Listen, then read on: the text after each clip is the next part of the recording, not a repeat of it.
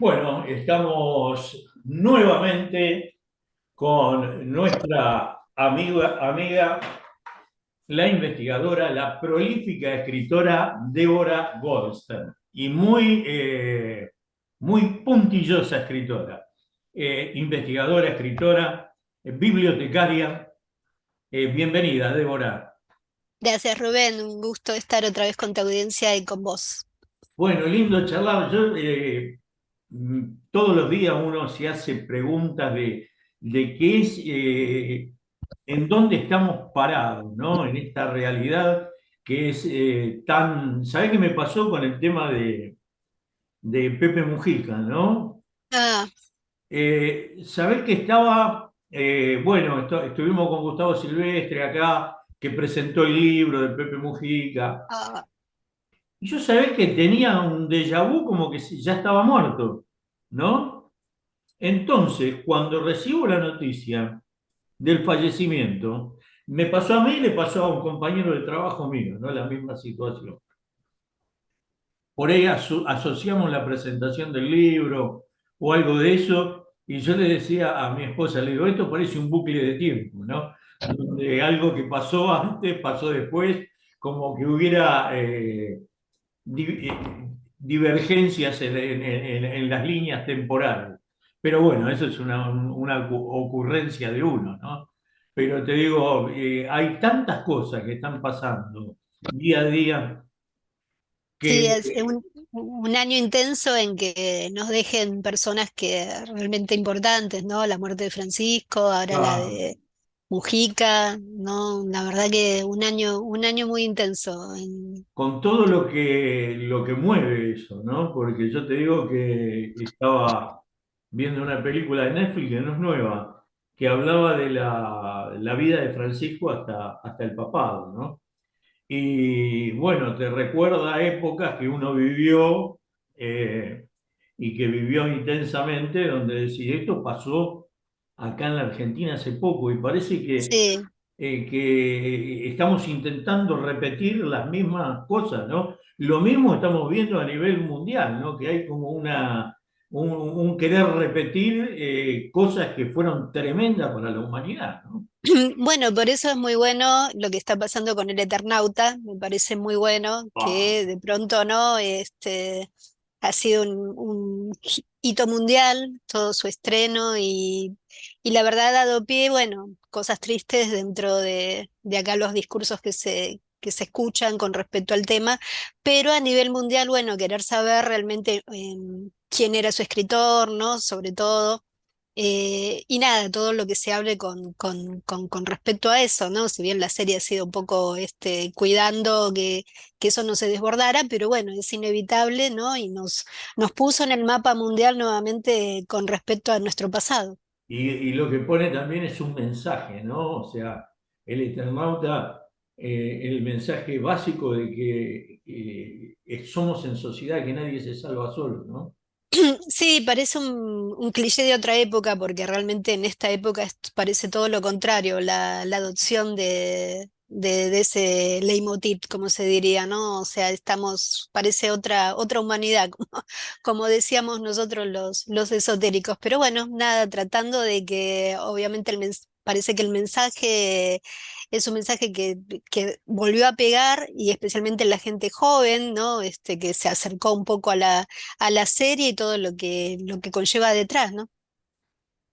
Bueno, cosas positivas, ¿no? Dentro de toda Sí, la negatividad hay un montón de cosas positivas que están, pero a veces el impacto de lo negativo es tan grande que eh, te hace perder el norte, ¿no? Uno que está, mira, yo estoy mucho tiempo con noticias y te digo que uno vive erizado, ¿no? mm, Porque decís, ¿cómo puede ser? mejor, Aparte mejor las nos vamos a la preguntas, ¿eh? nos vamos a la Atlántida, mejor. Nos vamos a la Atlántida, nos vamos a la Cueva de los Cayos, a toda. Qué bueno, sí, sí, la verdad que sí. Por eso, ¿no? También eso todo tiene que ver con todo, ¿no? Porque toda esa cosa que se niega, todos esos monumentos, toda esa historia que parece que se la salteó, ¿no? O no se la analizó de la forma correcta. vuelve, ¿no? Vuelve y vuelve y vuelve. Y bueno, espero que nos demos cuenta, ¿no? Que algo viene pasando en el mundo hace muchos milenios y te diría que millones de años también, ¿no? Bueno, no, sí, yo creo, personalmente creo que muchas veces te conté, o sea, por qué mi acercamiento a la Atlántida, ¿no? Cómo es que derivé en investigaciones que vengo llevando desde hace décadas, aunque a un nivel un poco más personal, sin hacerlo tan público.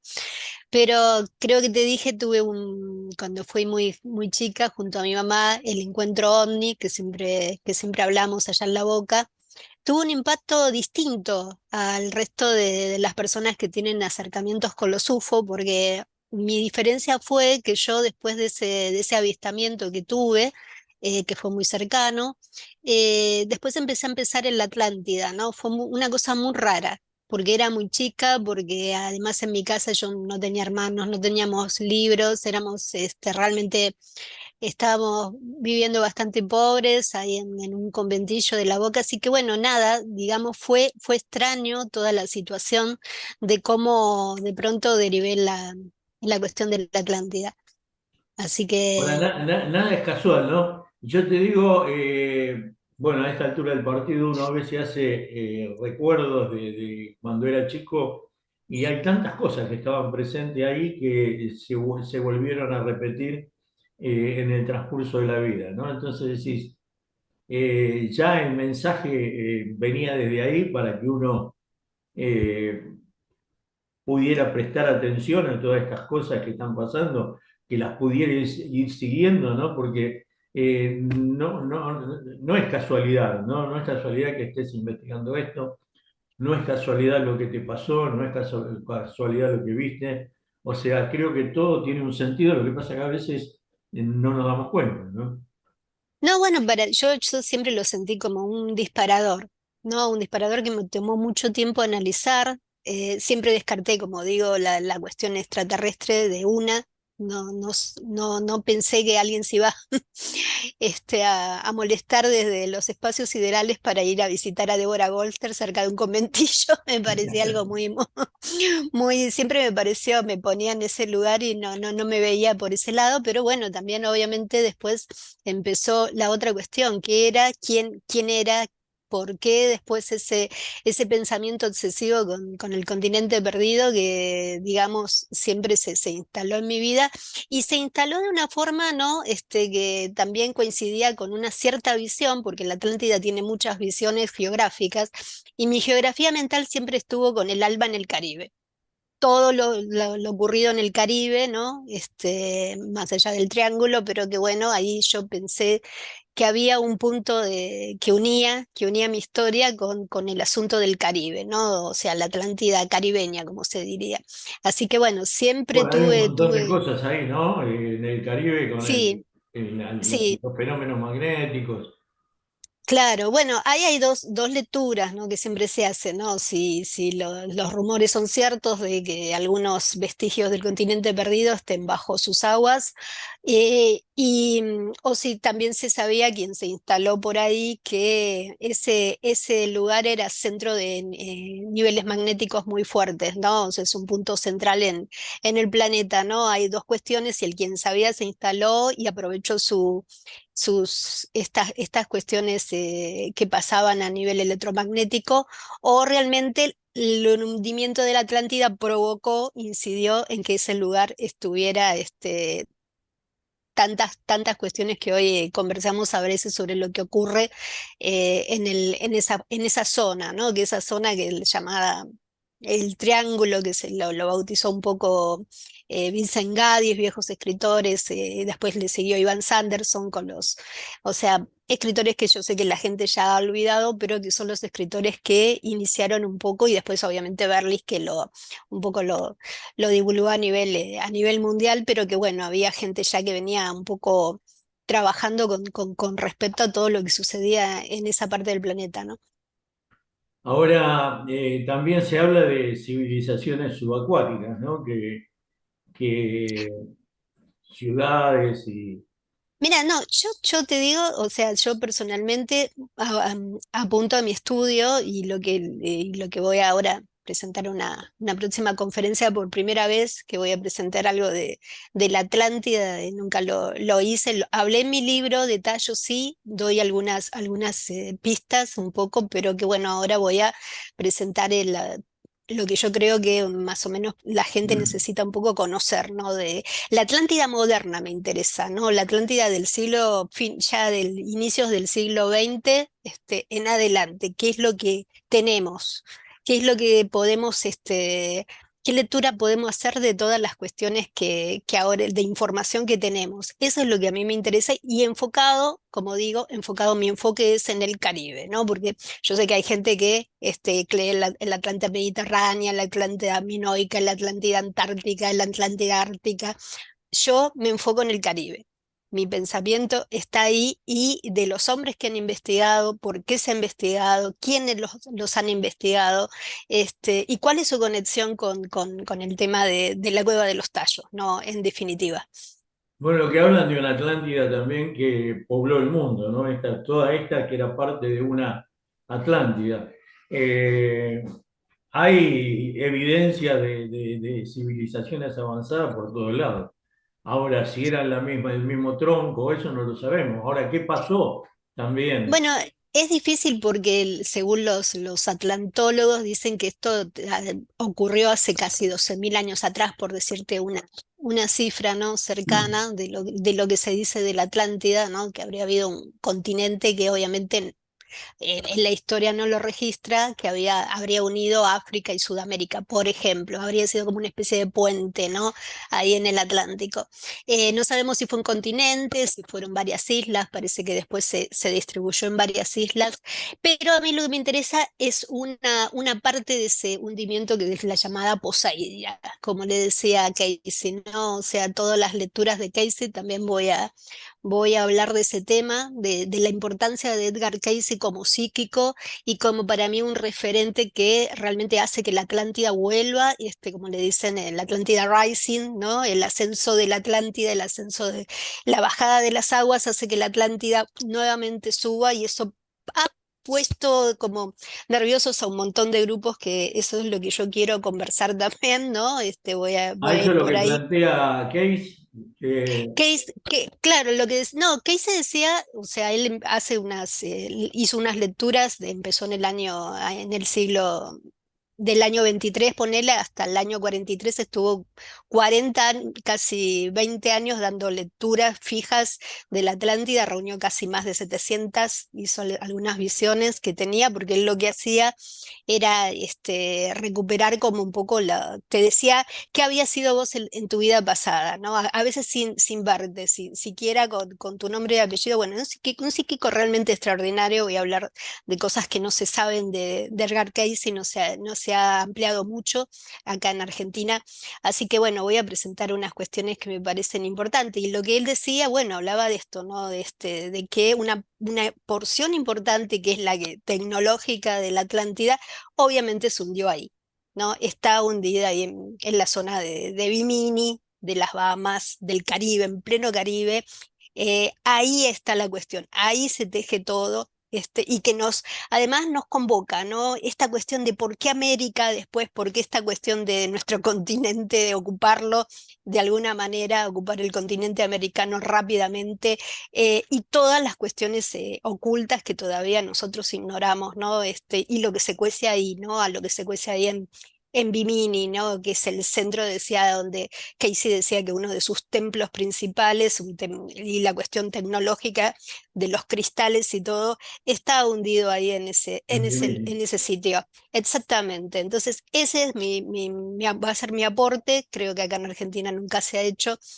Así que voy a ir con todo con respecto a eso, que me parece que es importante conocerlo ahora debido a algunas cuestiones que estamos viviendo, lo que está ocurriendo específicamente en Egipto en este momento, con toda esta cuestión de los italianos que nos han vuelto locos con sus lecturas de radares, y me parece que es importante que la gente conozca si alguna vez eso se sale en toda la cuestión como debe saber, como debe salir, que conozcan un poco realmente cuál es la historia de la Atlántida moderna con respecto a América, ¿no? ¿Qué Y papel nos habría que toca? ver, porque vos fijate que en las pirámides americanas había río de mercurio, cosas, y la relación con la cueva de los tallos, contame.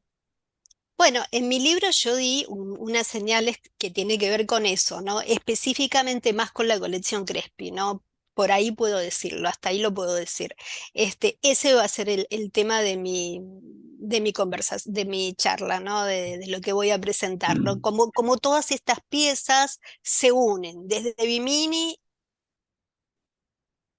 hasta la cueva, hasta ahí, hasta Crespi y lo que toca con la cueva, ¿no? Cómo estas piezas se unen, ¿no? ¿Qué es lo que lo une? ¿Cómo es ese entramado que yo lo que sostengo y lo que quiero presentar es la cuestión de una corriente subterránea que invisible quizás para nosotros que ha estado ocurriendo y que no nos hemos percatado del todo. Entonces quiere que la gente abra su mente, ¿no? Expanda su conciencia con respecto a este punto, ¿no? Que me parece que es importante de conocer, ¿no? Porque se ha hablado mucho de tallos, yo sé que se habla mucho, se ha viralizado mucho desde que yo publiqué el libro en adelante y que inicié mi investigación en el 2004, pero hay cosas que todavía el público me parece que ahora está más maduro en algunos puntos que me parece que va a ser interesante poder presentarle esta visión, ¿no? Que me parece que es importante de conocer, ¿no?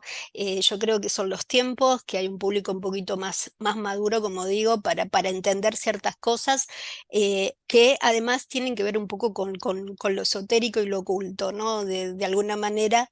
Eso existe, eso está presente, por más que no lo veamos o que digamos que no es, que no nos atañe, pero nos atañe de alguna forma, porque más allá del relato platónico, la Atlántida ha sobrevivido desde de los tiempos. El mensaje de Platón fue recibido desde informantes egipcios, lo cual no es poco.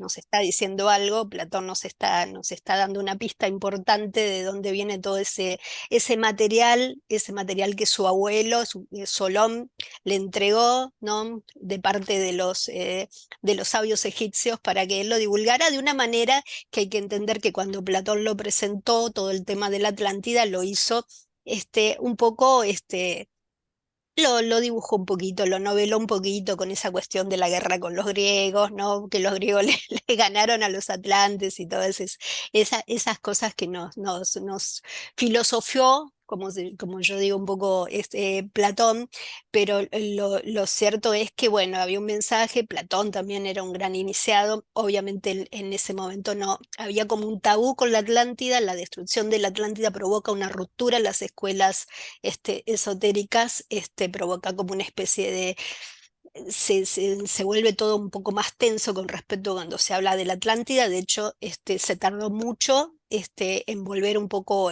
las escuelas en volver, salvo gracias a la teosofía. La teosofía es como que con la Basquia a la cabeza, eso vuelve, ¿no? Se reflota de alguna manera el tema de la Atlántida y lo que habría ocurrido, ¿no? Y ella da datos muy precisos, incluso de la cuestión de los túneles, de la cuestión de quiénes gobernaban la Atlántida, de lo que ocurrió, de los últimos días de la Atlántida, de lo que pasó.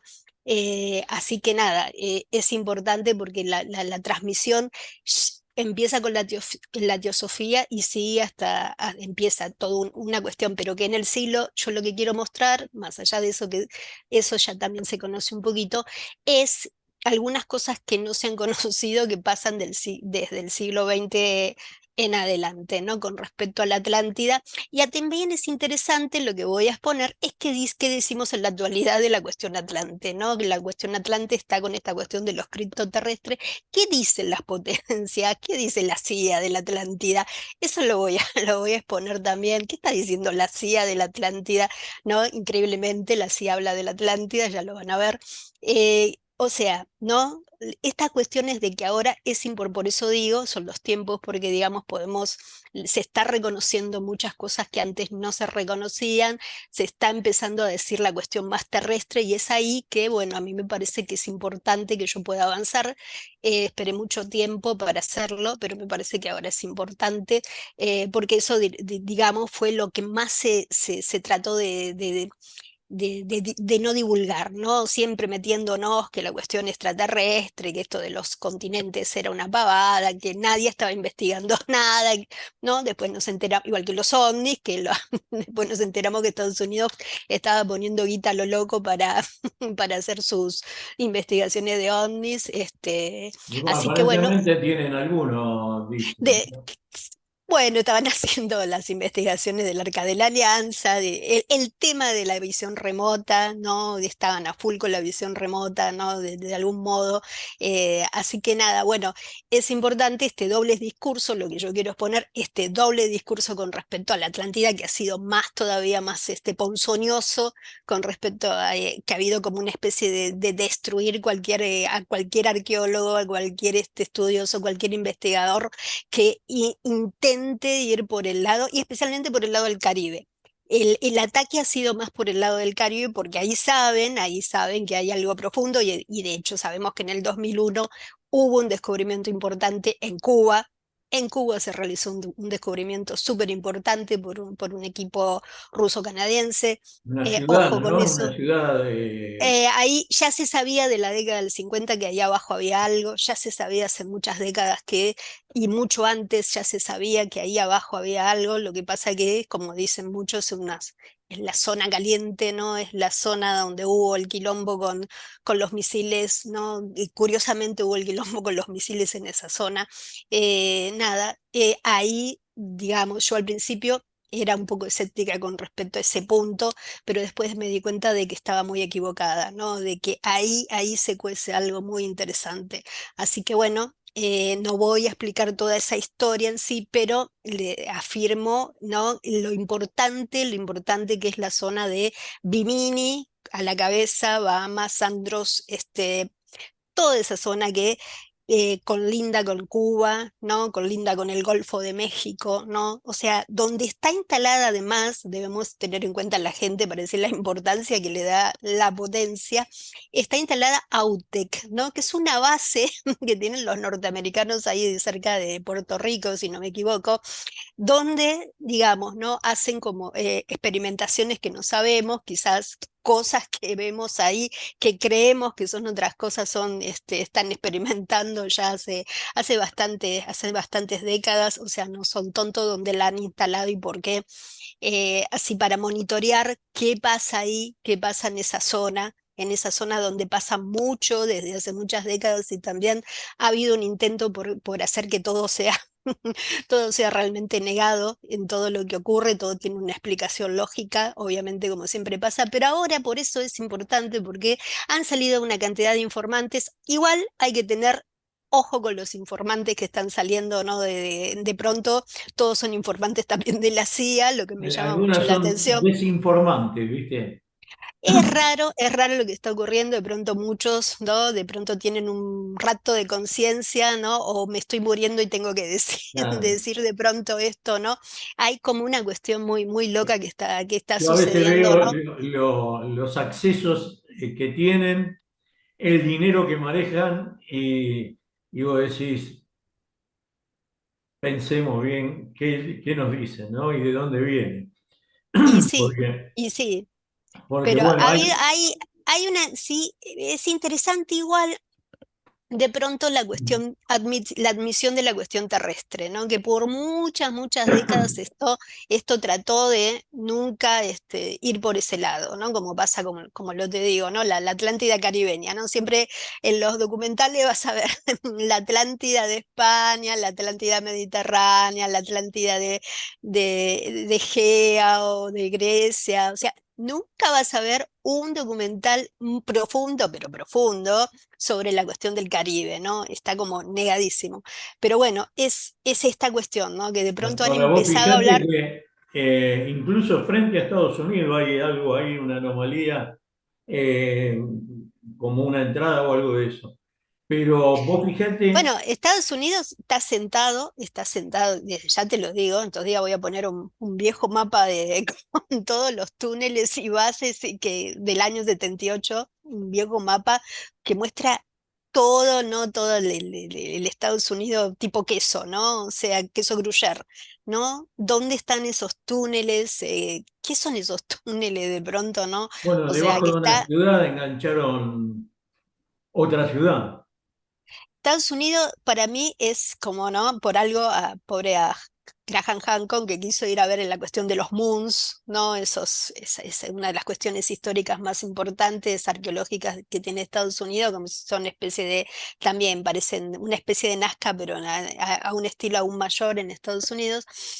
No lo dejaron pasar, no quisieron, que se entrometiera en sus narices por algo raro, me pareció algo raro que no lo dejaran investigar eso.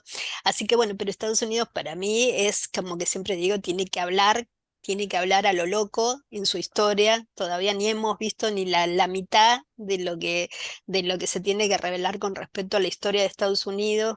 ¿Qué oculta el territorio de Estados Unidos? ¿Qué oculta Mojave? Que ocultan Ah, tantas cosas, ¿no? Del desierto de Mojave, que para mí es donde ahí tuvo el contacto nuestro querido George Adamski, ¿no? Con el supuesto venusino. Nada, ¿qué oculta toda esa zona, ¿no? De siempre, vos fíjate, ¿no? La zona desértica de Estados Unidos me llama mucho la atención y el territorio extenso, ¿no? Por más que han querido aniquilar a todas las tribus, no han podido, por suerte nos han quedado recogidos algunas de sus historias folclóricas muy importantes y con respecto al pasado de ese territorio, ¿no? Pero Estados Unidos como que, bueno, digo, tiene bueno, una conexión Tanahashi y muy... todo eso.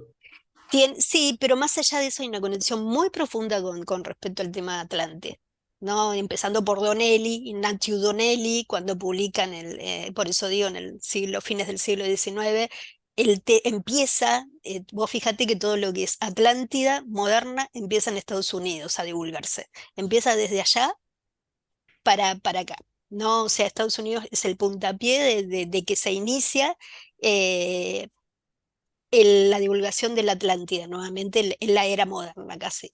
¿No? Empezamos otra vez a saber, primero así en una forma más histórica, geológica, hipótesis, hasta que, bueno, después vamos como subiendo un poco con respecto al tema, ¿no? Que es un tema muy complejo y además, bueno, Edgar Cayce, que yo digo que es el llamado profeta durmiente, como les decían, ¿no? Más que durmiente, digo, estaba muy despierto. Edgar Cayce, que para mí es puntal, ¿no? Con sus lecturas, creo que son lecturas realmente fantásticas de todo lo con respecto a la Atlántida, digan lo que digan, para mí él es el eje de transmisor de lo que ocurrió. Así que nada, me parece importante ir conociendo todo eso. Ahora vos fijate que hace 12.000 años estábamos en plena glaciación, ¿no? O sea que el mar Mm. estaba a 170 kilómetros, ¿no? Por lo Y menos el tema acá. es, claro, el problema es el ascenso, ¿no? De las aguas se retiran y empieza, ¿no? Otra vez el ascenso de estas tierras, ¿no? O sea, la Atlántida, o sean otras tierras que van saliendo también, ¿no? Estas antiguas tierras, ¿no? Eso es lo que devela, por eso digo yo, devela y pone nerviosos a muchos, ¿no? Con respecto a eso. Cuando Así salga que, todo. Bueno, y claro, bueno, claro. otro tema la Antártida, ¿no? También algo que está Y, muy en boga y ahora. sí, sí, sí, creo que es importante, pero bueno, como dicen, es más difícil ir por eso, por el tema climático y que se necesitaría mucha inversión, digo yo, o capitales privados muy importantes para hacer exploraciones y no te dejan excavar, no te dejan hacer No, nada. no, no, aparte permiso no podés ir. No te dejan hacer absolutamente nada, porque además son con más de 50 países que están peleándose por ese continente. Pero por eso digo, tenemos los más cercanos todavía, que son estas tierras acuáticas, ¿no? De alguna manera, que también son exploraciones caras. No es para cualquiera, nadie puede ir a Bimini, excavar y decir voy a ir a la carretera de Bimini a mirar eso, ¿no? Porque es carísimo. Pero bueno, nada, Y aparte por hay lo lugares que menos no te dejan ni entrar, ¿no? O y sea, pero claro, pero si sos norteamericano y querés meter tus narices cerca de las aguas cubanas, no vas a poder. Ponele, no. ponele, no vas a poder, pero de ningún modo, no, no va a haber forma de que vos metas tus narices por ahí. O sea, ese es un punto, ¿no? Bueno, por suerte nosotros sí vamos seguramente, Se puede haber una diferencia recordando el querido Che, pero nada, Pero hay Cuba en sí algo tiene. aleatorio que me pregunto, ¿no? Porque hay diseminadas por todo el mundo ciudades subterráneas, túneles, y yo digo, ¿qué pasó en determinada época a nivel climático o algo por el estilo, o a nivel radiación, Mm. o algo para que la gente tenga que vivir bajo tierra? Sí, sí, yo, bueno, supongo que con respecto a la Atlántida algo muy jodido pasó, con respecto a al uso que hacían de la tecnología, casi hicieron reventar todo el planeta, eso es lo que pasó. Estuvimos a punto de no contarla más. Es el problema, y ahí voy con el tema porque todavía tengo que terminar un poquito el libro que estoy haciendo del Brill, ¿no? Del éter, ¿no? En sí. Y lo que yo encuentro es que, como creo que ya te lo dije, es que esta tecnología, por más que muchos quieran, ¿no? La energía libre, toda esta cuestión, ¿no? Que conocemos muy poco y que ha funcionado muy poco en sí, porque es muy compleja de manejarse, no es tan fácil de aplicar o replicar. ¿No? O sea, por más que nos guste la idea de pensar de que el planeta es como algo infinito que tendríamos, que no necesitaríamos más otra energía como la que estamos ahora utilizando, ¿no? Pero en definitiva, el uso de esas energías electromagnéticas, el uso de la energía solar, o sea, todas estas cuestiones que conllevan el tema de la energía libre, no es una cuestión tan fácil de implementar. Esto lo voy a decir. No es, he encontrado que es un poco bastante difícil en sí. Además, se exige una personalidad ética que esté muy bien centrada y parada para que esa energía fluya bien. Eso Ajá. es una condición que pide que vos, que tu alma, que tu espíritu esté bien parado, bien centrado, porque es algo de la naturaleza, sí, es algo que nos pertenece, pero que hay que guiarlo, porque también lo sucedido en la Atlántida, lo que dicen las lecturas de Casey con respecto al uso de los cristales que estaban haciendo, eso llevó perjudicó en el fondo a la Tierra, ¿no? Como digo, nos dejó, volvimos a la de las cavernas, al aprendizaje, ¿no? Ahora, Y aunque algunos sí, obviamente se llevaron, como digo yo, la decodificación total de la tabla periódica, ¿no? Alguien tiene, como digo yo, la tabla periódica decodificada. puede ser, bueno, mirándolo a lo humano, nos quedan 6 minutos. Estaba mirando acá, mirándolo en lo humano, bueno, hay quien dice que somos descendientes de lo que quedó de la civilización marciana, ¿no? Que se extinguió. Ahí hay un punto, mira, hay un punto ahí que tocaste que es, yo he encontrado algo, todavía no lo puedo develar, que vincula con el reciente descubrimiento de los sonares italianos. Voy a ver si en algún momento, si veo que los tiempos están más maduros, puedo divulgar lo que yo encontré con respecto a eso y lo que acabas de decir, y donde las escuelas ahí sabían. Las escuelas, cuando digo las antiguas escuelas esotéricas, las antiguas órdenes esotéricas, ya sabían muy bien cómo venía todo ese tema, ¿no? Eso lo único que puedo decir. Ya estaban al tanto de cómo había sido un poco la cuestión, ¿no? Y ahí el tema de Marte, que yo siempre digo que Marte es la punta de otra cosa, Y no ¿no? es casual que Marte sea el dios de la guerra también. Y no es casual Y que los humanos seamos tan guerreros, bueno, ¿no? Marte es el ejemplo de que algo ocurrió primero allá y después se replicó desgraciadamente acá, que algo ocurrió muy feo, ¿no? Que borró su atmósfera, ¿no? O sea, Marte no tiene atmósfera, se quedó sin atmósfera de un día para otro. Ese es el peligro y por eso muchos de los contactados de la década del 50, cuando empezó, ¿no? Todo este tema OVNI nuevamente con la nueva era de Acuario, la entrada de la era de Acuario y eso se alertó al hombre con respecto al uso de la energía nuclear.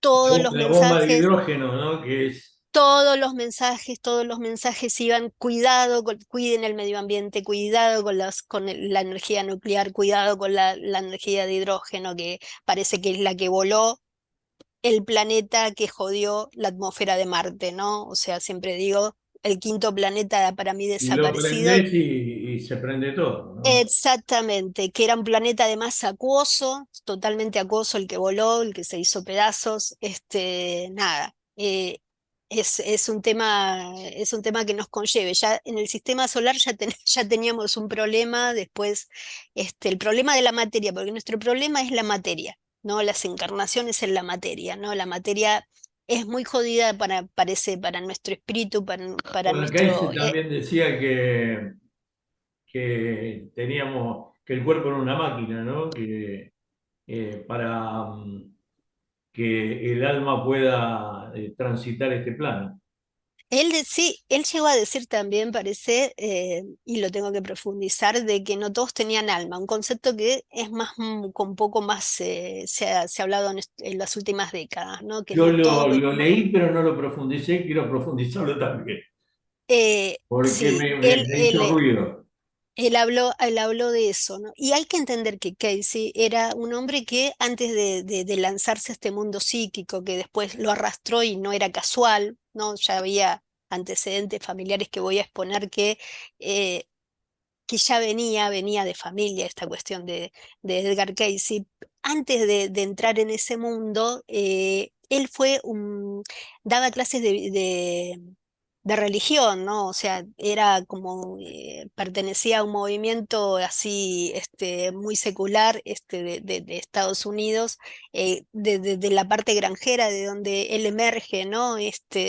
Nada, era un devoto de la Biblia, así que para él toda esta cuestión, porque hay que entender que Casey caía en esos estados psíquicos y él no recordaba después lo que estaba diciendo, ¿no? O sea, para él después dice, yo dije esto, no estaba dando, no, para él era como decir, enfrentarse con sus propias creencias, ¿no? La Atlántida fue un punto de inflexión para él, ¿no? Porque lo puso a enfrentar sus propias creencias, ya te digo, ¿no? O sea, daba clases de Biblia, o sea, para él fue muy fuerte entrar en el plano espiritual, porque él empezó dando lecturas de salud.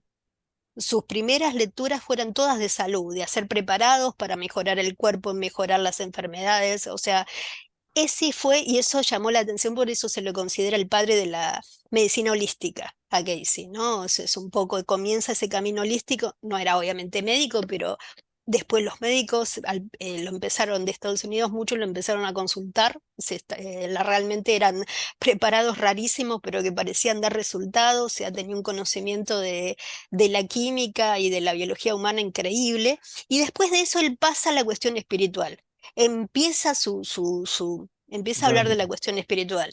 Y ahí es como que tiene estas revelaciones fantásticas que me parece que, bueno, nada, las lecturas de Casey son tremendas. Débora, te quiero agradecer, se queda corto, ¿no? Pero la plataforma esta nos corta, se terminó el Skype, ahora no lo puedo manejar el Skype, Sí, el el Sky va a nuevo. desaparecer, te digo, va a Ya desaparecer y, desapareció, pero hay uno nuevo, claro, pero sí, ese, sí. no tiene para grabar. Ah, Entonces, sí, lo tengo yo, sí. Pero bueno, es un fantástico. Quedamos así fantástico. entonces. Bueno, gracias y pronto estamos en comunicación. Estamos en contacto. Gracias, Rubén.